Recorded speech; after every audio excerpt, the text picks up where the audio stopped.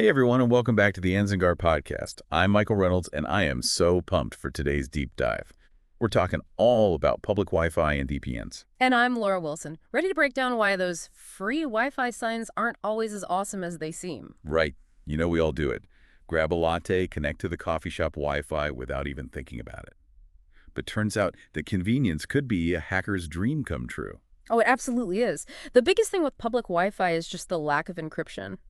When you send data over an unsecured network, it's like sending a postcard. Anyone can read it. Browsing history passwords, even financial details and personal messages. Oh, wow. Okay, so it's not just someone seeing, like, what funny cat videos I'm watching. We're talking serious stuff here. Oh, yeah, absolutely. Cyber criminals, they know this. Public Wi-Fi hotspots are like magnets for these guys. They see a bunch of people with their digital guards down, ready to pounce. Okay, so you're telling me that while I'm sitting here, online banking at the airport, someone could be stealing my login. Unfortunately, it is a very real possibility, and it's not just about like someone peeking over your shoulder, digitally speaking. Hackers have gotten pretty sophisticated. They've got some tricks up their sleeves when it comes to public Wi-Fi. Okay, so like what kind of sneaky tactics are we talking about here? Well, there's the classic man-in-the-middle attack. So a hacker inserts themselves between your device and the network, and they basically intercept any data going back and forth, like a digital wiretap. Oh, wow. That's scary. But it gets worse, doesn't it? Oh, yeah. Have you ever seen those Wi-Fi networks that look almost exactly like the real one, but the name's just a little off, like coffee shop free Wi-Fi instead of just coffee shop? Yeah. All the time. Yeah. I always just figured someone in IT was having a rough day with naming conventions. That, my friend, could be an evil twin attack. So hackers create these fake hotspots to trick you into connecting, and once you're in, they can steal your information or even like redirect you to malicious websites. So even if I'm being super careful about what network I choose, I could still be falling into a trap. Exactly. And here's another thing. Even visiting a website on public Wi-Fi that's been compromised, you can get infected. Things like computer worms can exploit vulnerabilities in your device's software. No downloading necessary. I am officially freaked out. So what's the solution? How do we protect ourselves in this digital Wild West? VPNs. VPNs. Virtual private networks. I've heard the term. To be honest, I'm not really sure how they work. Basically, a VPN creates the secure encrypted tunnel between your device and the VPN server. So all of your internet traffic gets routed through this tunnel, makes it invisible to anyone snooping around on the public Wi-Fi. So it's like putting all my data in an armored car before sending it out into the world. Yeah. Think of it like your data is traveling through a secret underground passageway. Nobody on the outside can see what's inside. Okay, I like that analogy. So the VPN encrypts my data before it even leaves my device. Exactly. So even if someone manages to intercept your data on public Wi-Fi, all they'll see is gibberish. So this protects me from all those attacks we talked about. Man-in-the-middle, evil twins, malware. It's a really effective defense. It acts as a shield. Makes it way harder for hackers to exploit those public Wi-Fi vulnerabilities. Okay, this is starting to sound less like an option and more like a necessity. You mentioned earlier that VPNs offer more than just security. Oh, for sure. Tell me more about those bonus features. So think about those times. You've tried to access a website or a streaming service, and it's blocked in your location. Oh, tell me about it. Traveling abroad and suddenly I can't binge my favorite shows. Right. Well, with a VPN, you connect to a server in a different country. Yeah. You mask your real IP address, makes it look like you're browsing from that location. So I could be sitting in a cafe in Rome, but digitally I'm back home on my couch. Exactly. That's awesome. And it's not just about entertainment either. VPNs are really powerful tools for journalists and activists who need to access blocked websites and communicate freely in countries with online censorship. Wow. It's like having a digital passport. And speaking of digital freedom, there's another major benefit to VPNs: anonymity. They make it much harder for websites and networks to track your online activity. So no more creepy targeted ads following me around the internet. Well, it can certainly help with that, but more importantly, it just adds a layer of privacy, especially valuable on public Wi-Fi. Remember, when you connect to those networks, you're essentially trusting an unknown third party with your data. A VPN helps minimize that risk. Okay, I'm sold. VPNs are officially on my must-have list. But with so many options out there, how do I even begin to choose the right one? That is a great question. There are a few key things to look for. Okay, hit me with your top VPN choosing tips. First and foremost, strong encryption. Look for the industry standard AES 256. It's basically unbreakable with current technology. Got it. AES 256, check. What else? Next up is a no logs policy. This means the VPN provider doesn't keep records of your online activity. It's crucial for privacy, because even if they were to get hacked, your data wouldn't be compromised. Okay. No logs, check. Anything else? You also want a VPN with a kill switch. So this is a safety feature that automatically cuts your internet connection if the VPN drops for any reason. It prevents your data from leaking out onto that unsecured public Wi-Fi network. So it's like an emergency break for my online privacy. Exactly. It's a must-have for anyone serious about security. And finally, you want to consider server locations. Why are server locations so important? A wide range of server locations just gives you more flexibility. You can choose a server that's physically closer to you for faster speeds, or a server in a different country if you're trying to bypass those pesky geo restrictions. Okay. So I need to consider encryption no logs policy, a kill switch, and server locations. That's a pretty solid list. Right. But there are other factors too, right? Like paid versus free VPNs. Yeah, you're absolutely right. There are pros and cons to both. Free VPNs are tempting, but they often have limitations, limited features, data caps, slow speeds, and potentially even data logging. Remember, they have to make money somehow. True. You get what you pay for. Sounds like investing in a reputable paid VPN is the way to go for true peace of mind. Yeah, I would definitely agree with that. It's a small price to pay for the security and privacy you get in return. I am fully convinced about the importance of VPNs now. But let's say I'm in a bind and I absolutely need to use public Wi-Fi without a VPN. Are there any other safety tips I can follow? Absolutely. You can definitely take steps to minimize your risk even without a VPN. First and foremost, think before you connect. What do you mean by that? Don't just automatically connect to any available network. If you're at a coffee shop or a hotel, confirm the name of the legitimate Wi-Fi network with the staff, and always be wary of networks that don't require a password. Good point. It's easy to just go for the most convenient option. Yeah. What else can I do? Disable the auto-connect feature on your devices. This prevents you from accidentally connecting to rogue hotspots. And when you are browsing, make sure you're on websites using HTTPS. Those are the ones with the padlock icon in the address bar, right? No. Yes. HTTPS provides an extra layer of security by encrypting the communication between your browser and the website. And finally, enable two-factor authentication for all your important accounts. Two-factor authentication. That's where you need to enter a code from your phone or email in addition to your password, right? Exactly. It adds a crucial extra layer of security, making it much harder for hackers to access your accounts even if they steal your password. These are all great tips. We're actually running out of time for this part of our deep dive. But before we go, I want to leave our listeners with a thought-provoking question. Ooh, I love a good brain teaser. So now that we've explored the risks of public Wi-Fi and the importance of VPNs, I want you to consider this. Should businesses be required to provide more secure Wi-Fi options for their customers? Is it enough to just offer free Wi-Fi, or do they have a responsibility to protect their customers' data? That's a great question. It raises some interesting ethical and legal considerations. What do you think?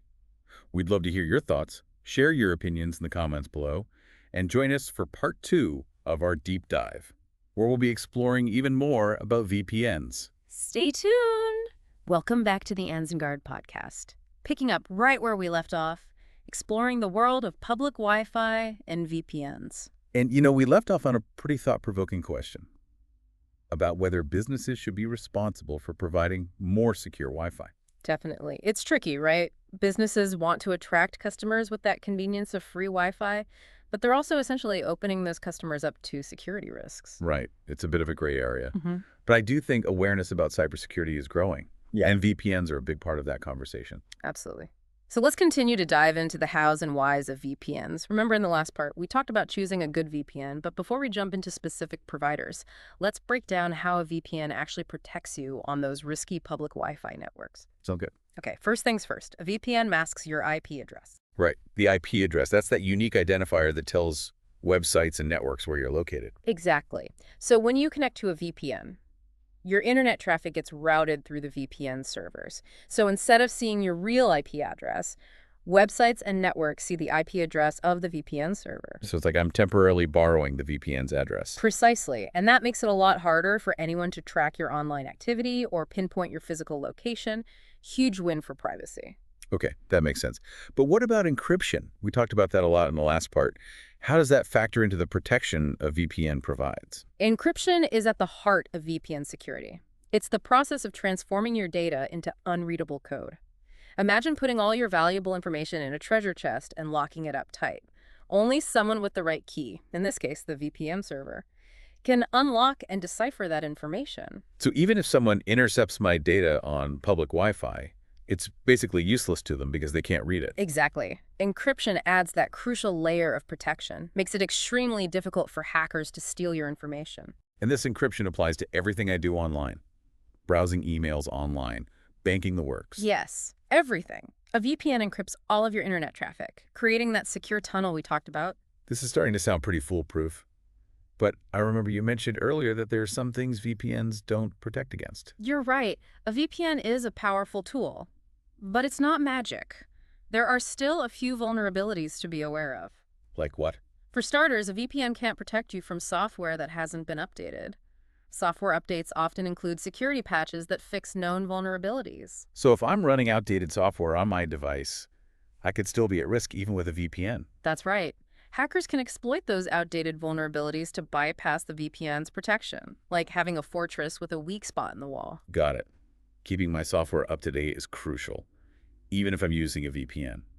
What else should I be aware of? Another thing to keep in mind is that VPNs don't protect against what are called brute force attacks. Brute force attack? A brute force attack is basically a trial and error method, where hackers try to guess your passwords by systematically trying different combinations. If you have a weak or easily guessable password, a VPN can't stop them. Okay, so strong, unique passwords are essential no matter what. Got it. What else? And finally, while VPNs can help, they don't completely eliminate the risk of something called browser fingerprinting. Browser fingerprinting. It's a technique websites can use to track you online. It basically creates a unique fingerprint of your browser based on things like your operating system, your browser version, any plugins you have installed, even your screen resolution. Wait, so even if my IP address is masked by the VPN, they can still identify me based on this fingerprint? It's not as precise or reliable as an IP address, but it can be used for tracking.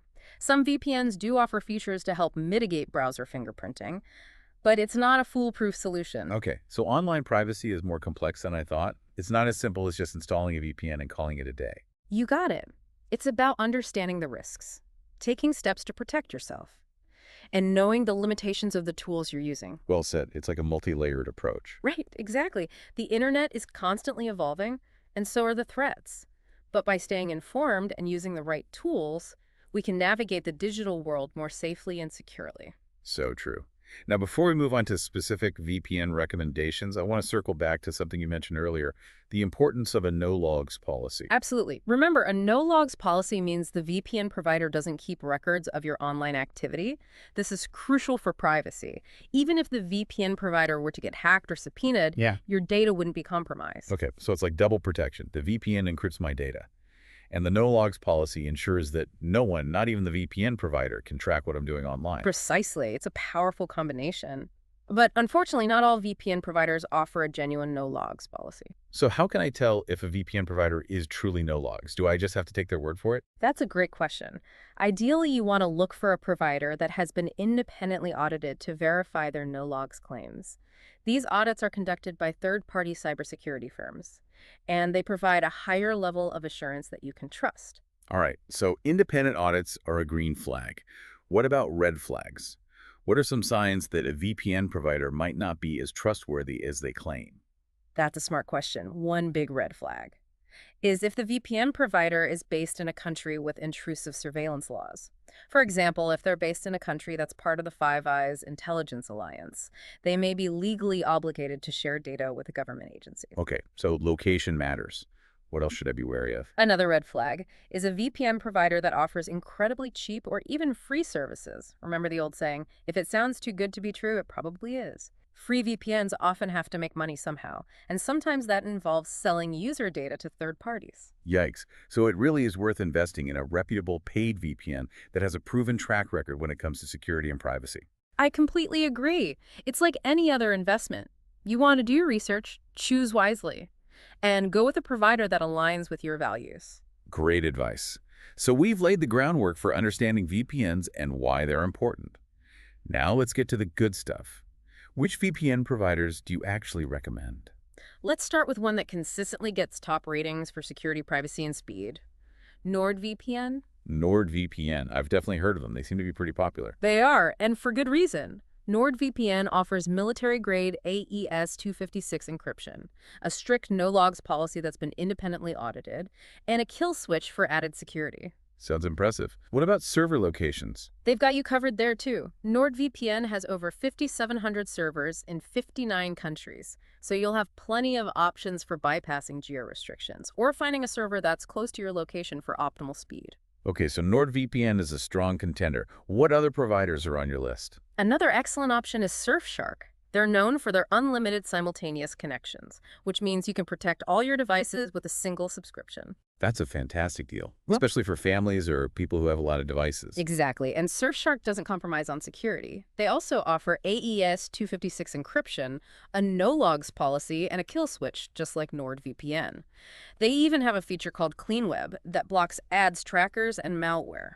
Okay, so Surfshark is another great choice. Any other recommendations? If you're really focused on speed and streaming, ExpressVPN is a top contender. They have servers in 94 countries and are known for their super fast connection speeds. So I can finally say goodbye to buffering. They have a great reputation for that. ExpressVPN also offers AES 256 encryption, a no-logs policy, and a kill switch. They're a bit more expensive than some other providers, but they're worth considering if speed is your top priority. All right, so we've got NordVPN, Surfshark, and ExpressVPN, all great options with slightly different strengths. Exactly. The best choice really depends on your individual needs and what's most important to you.